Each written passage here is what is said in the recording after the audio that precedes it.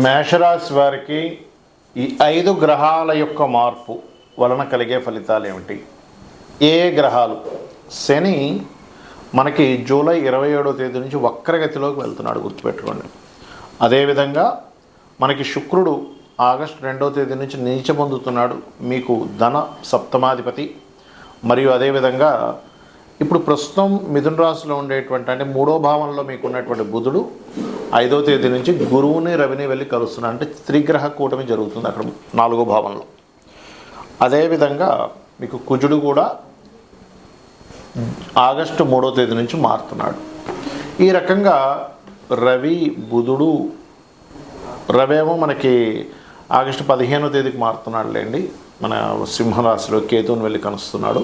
కాబట్టి ఈ శుక్రుడు కానీ శని వక్రగతి కానీ వీటి వల్ల మీకు కలిగేటువంటి ఫలితాలు ఏమిటి? ఎందుకంటే 5 గ్రహాలు దాదాపుగా ఒక 15 రోజుల వ్యవధిలో మారుతున్నప్పుడు దాని యొక్క ఎఫెక్ట్ అనేటువంటిది ఎక్కువగా ఉంటుంది.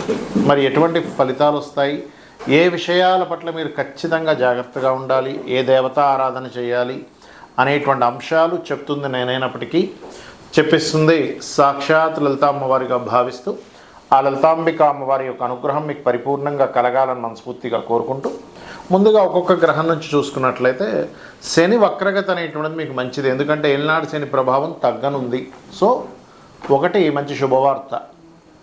రెండవది తీసుకున్నట్లయితే 2వ స్థానంలో ఉండేటువంటి కుజుడు 3లోకి వెళ్తున్నాడు. 3లోకి వెళ్ళి 27 జూలై నుంచి మనకి 5వ తేదీ ఆగస్టు వరకు ఉంటాడు. అంటే దాదాపుగా 8 రోజుల పాటు కుజబుధులు కలిసి ఉంటున్నారు అక్కడ. కాబట్టి మీరు ఎవరితోనైనా ఏదైనా కమ్యూనికేట్ చేసేటప్పుడు, రాతకోతలు రాసుకునేటప్పుడు, అగ్రిమెంట్ చేసుకునేటప్పుడు ఈ 8 రోజుల పాటు చాలా కేర్గా ఉండండి.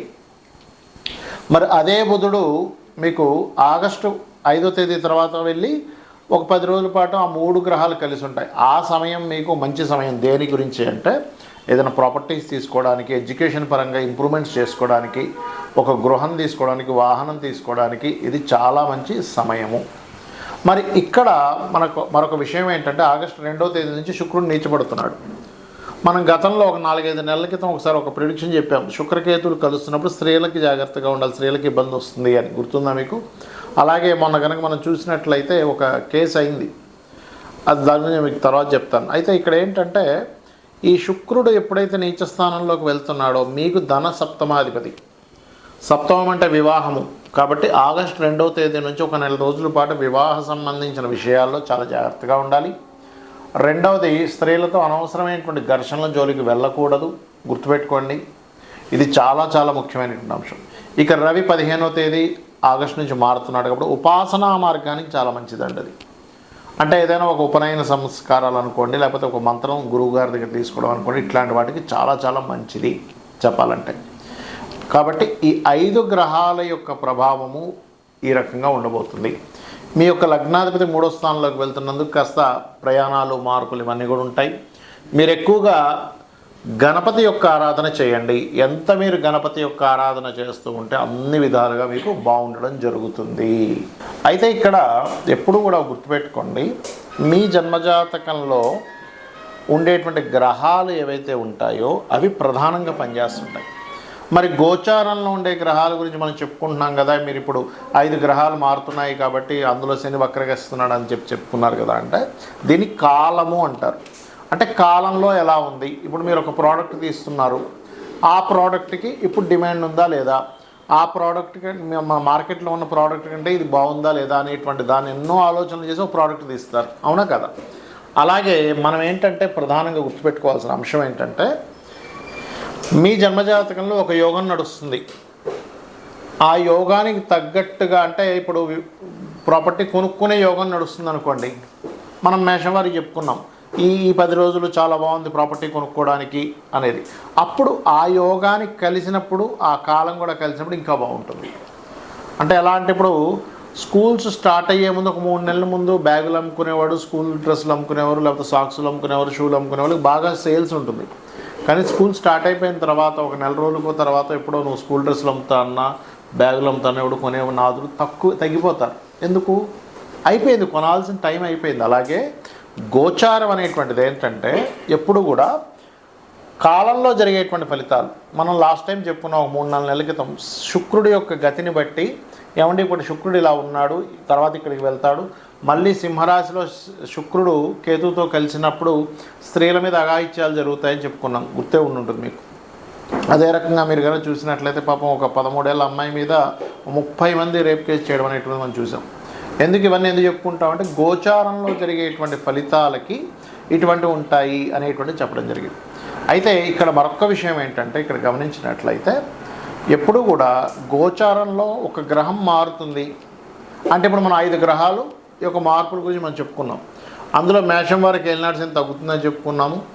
కానీ ఇక్కడ ఈ మకరం వారికి మరలా ఏలినాటి శని ప్రభావం వస్తుంది. అలాంటప్పుడు ఏం చేయాలి? వీళ్ళు శనిగ్రహం దగ్గర దీపారాధన చేసుకుంటే సరిపోతుంది. దాని గురించి అంతే ఓ కంగారు పడిపోయి ఏదో అయిపోతుంది, నా గ్రహం మారిపోతుందంటే ఏదో కొంపలు మునిగిపోతుంది అన్నంత అవసరం లేదు.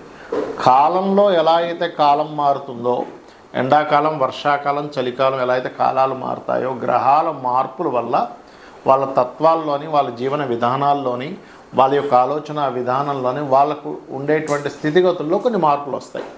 అయితే ఎటువంటి మార్పులు ఉన్నా కూడా ఆ గ్రహానికి సంబంధించినటువంటిది మీరు కనుక చేసుకోగలిగితే, ఇప్పుడు మనం మొత్తం 5 గ్రహాల గురించి మాట్లాడుకున్నాం కదా.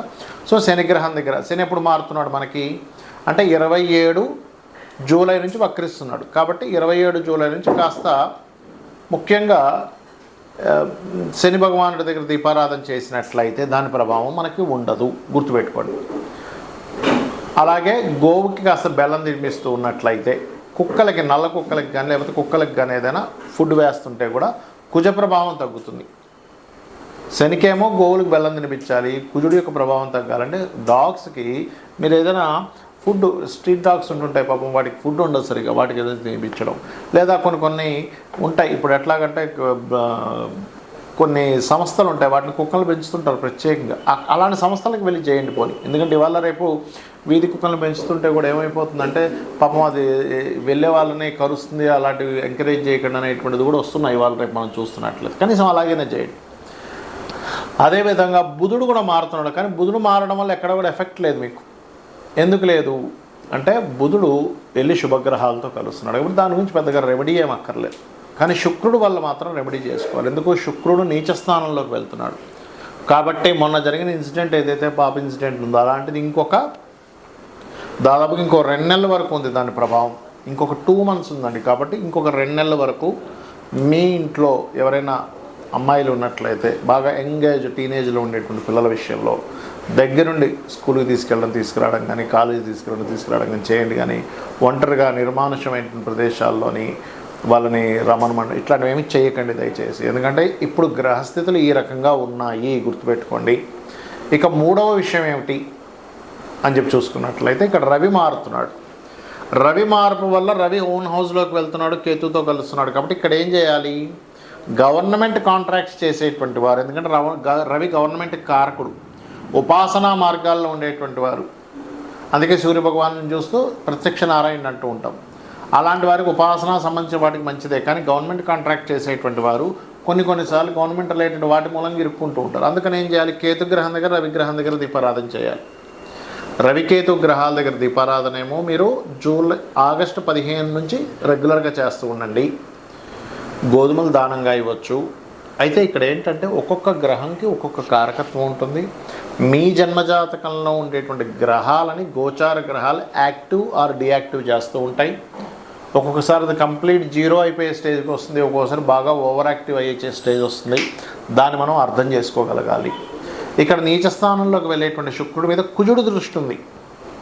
నెక్స్ట్ అంటే మిథునంలో ఉండేటువంటి కుజుడు కన్యలో ఉండేటువంటి శుక్రుడిని వీక్షిస్తాడు. కాబట్టి ఖచ్చితంగా జాగ్రత్త వహించాలి. స్త్రీల విషయంలో, వాహనం మీద వెళ్ళేటువంటి విషయాల్లో కూడా చాలా జాగ్రత్తగా ఉండాలి. ఇది చేసుకుంటూ అమ్మవారి ఆరాధన చేసుకోండి. మీ గ్రహస్థితి ఎలా ఉన్నా నిత్యం లలిత చదువుకోవడము ఇలా చేసుకోండి, అన్ని విధాలా మీకు బాగుంటుంది.